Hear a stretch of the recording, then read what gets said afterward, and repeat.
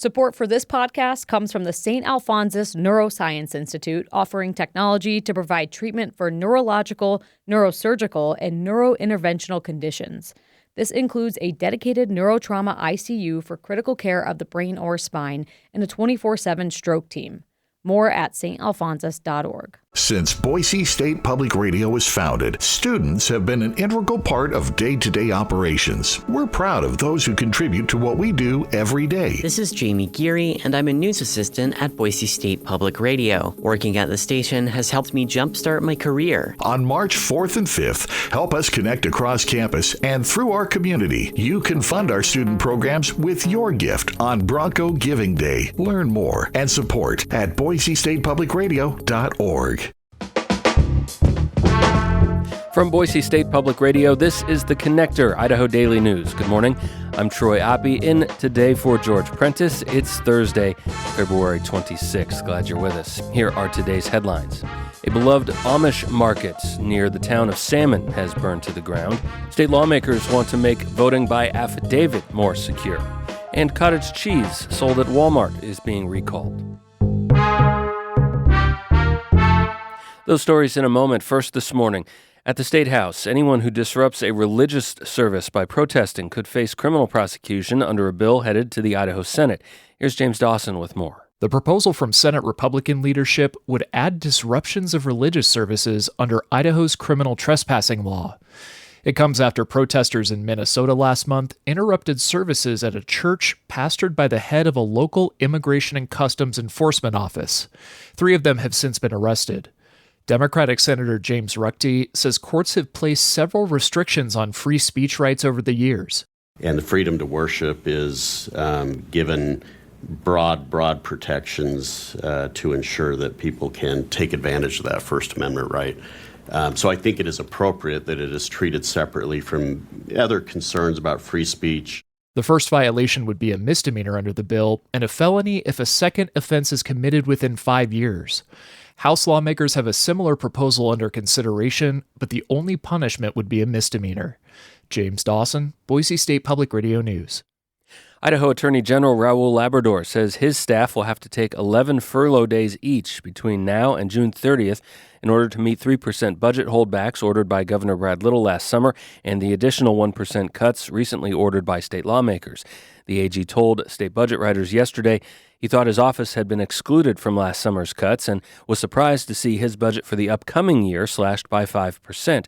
That's the same as other state agencies have experienced as lawmakers deal with a revenue shortfall. That cut will shrink the AG's budget by about $1.6 million, Labrador told the Joint Finance Appropriation Committee Wednesday. Our budget structure is 89% personnel costs and 92% general fund. Our attorneys are already getting paid significantly less than other attorneys in the market. The AG's office does not have contracts or projects to pause or eliminate.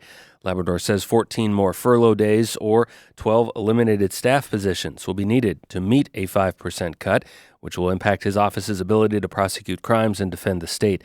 Labrador asked lawmakers to restore nearly $1 million of the cut to next year's budget. That's about 2/3 of the proposed reduction.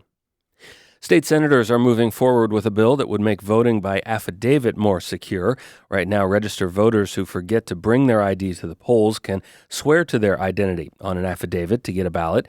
The bill from Republican Senator Brian Lenny would require those voters to give their birth date or driver's license number to a poll worker to better verify who they are. It's still a loophole, in my opinion.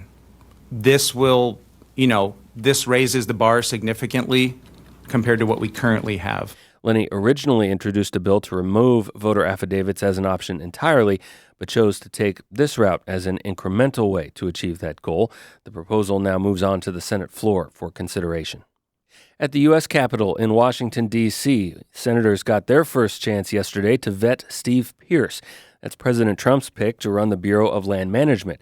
As the Mount West News Bureau's Rachel Cohen reports, questions centered on if he supports the sale of public lands. Senator Jim Risch, a Republican from Idaho, emphasized that public lands are important in his state. Senator Ron Wyden, a Democrat from Oregon, asked whether Pierce still thought the federal government should sell land to pay down the federal deficit. something he wrote in 2012. Is that something you said some time ago and you no longer believe? Or Pierce said those remarks came out of sheer frustration and that mass sales of public lands are not allowed under current law. I recognize the importance of the federal lands and support the missions completely. I do not believe that we have too much federal land sitting in public hands. I know that it creates great stress in the West to have these lands managed from Washington. Pierce is a former GOP congressman from New Mexico. He says he would back local input. Energy and agriculture groups are among those voicing support for his nomination. For the Mountain West News Bureau, I'm Rachel Cohen. A committee vote on Pierce's nomination has not yet been scheduled.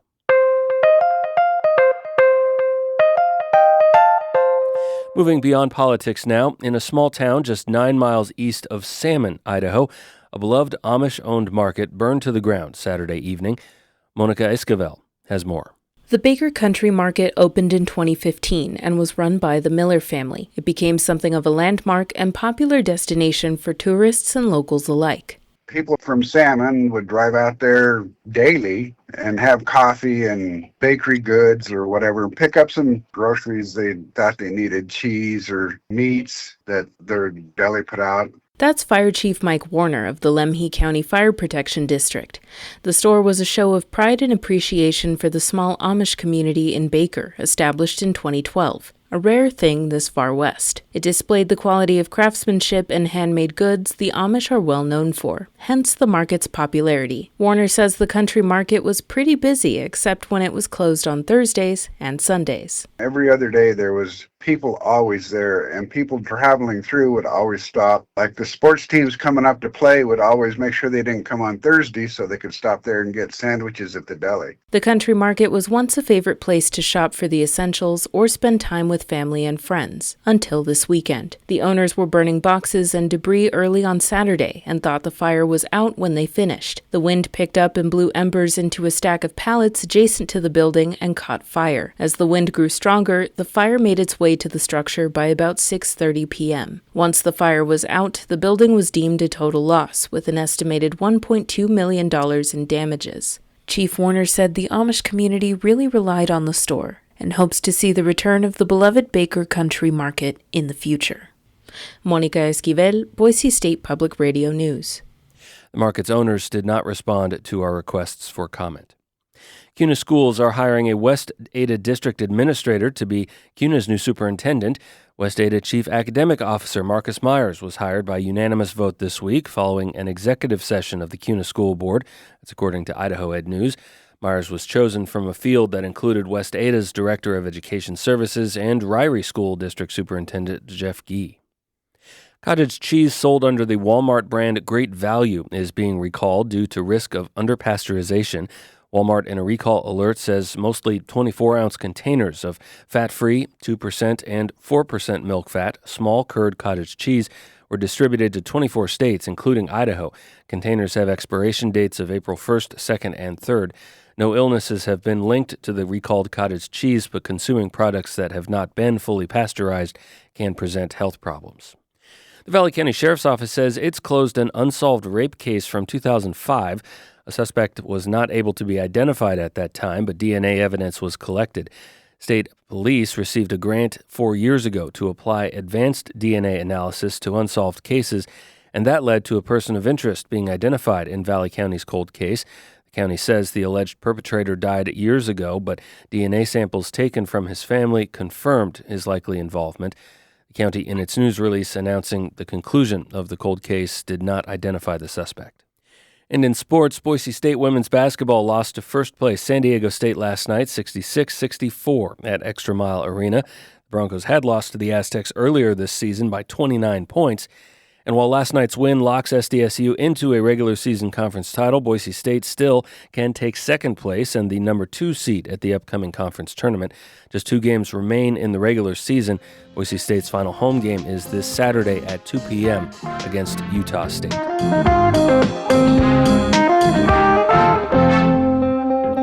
And that's today's episode of The Connector. I'm Troy Oppie. George will be back with you again tomorrow morning. To stay in touch with the news between now and then, you can check out BoiseStatePublicRadio.org or download our free app for your smartphone. Thanks for listening. Make it a great day.